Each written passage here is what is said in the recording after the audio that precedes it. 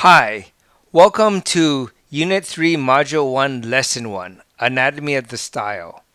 This is our first lesson in the unit on CSS and how we can better format and determine the layout of our web pages. Before starting the actual lesson here, you should have your you should have the web course open to lesson 311, and you should have your index.html open up in Notepad++, like this. Yep.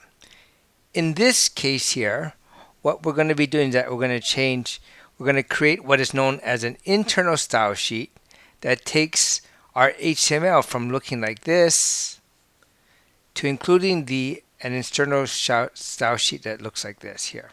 And here you can see the style, the ending style. And here you can see the various styles that are developed. You can see the selectors, body for the body tag and H1 for the H tag.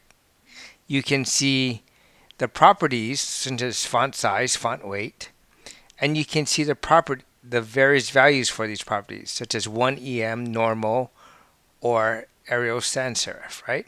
Notice that the structure of the properties and values all have the colon and end with a semicolon. Okay. And now what happens after we implement this internal style sheet, it'll make our web pages go from looking like this. This is what it looks like before we implemented an internal style sheet. And these are the default styles to looking like this. Okay, it's a little bit better. So that's what we're going to do here. Okay, to do this, all we need to do in index.html is to do the following. First, we need to create our internal style sheet by specifying a tag here, right? And here we have to specify a style tag, style, and this must be inside the head, okay? And another thing we want to do here is type equals text dash CSS. Okay. Like that. Okay.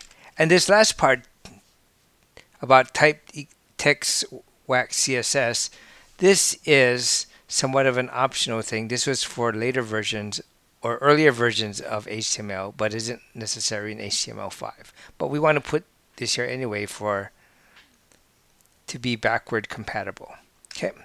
Now we have to close this style tag here, right? Oops. Style here, okay? And this creates an empty internal style sheet, okay? Now all we need to do, okay, is we need to just go to the bottom of the web course here, and this is the sample internal style sheet that we want to create. We just want to copy all of this here, Control C. We want to open up, and within this style tag, we want to just paste it like that. Okay, and you can see here body here like that. Okay, and then we save it. Okay, and then we can go back up to our original page here, right?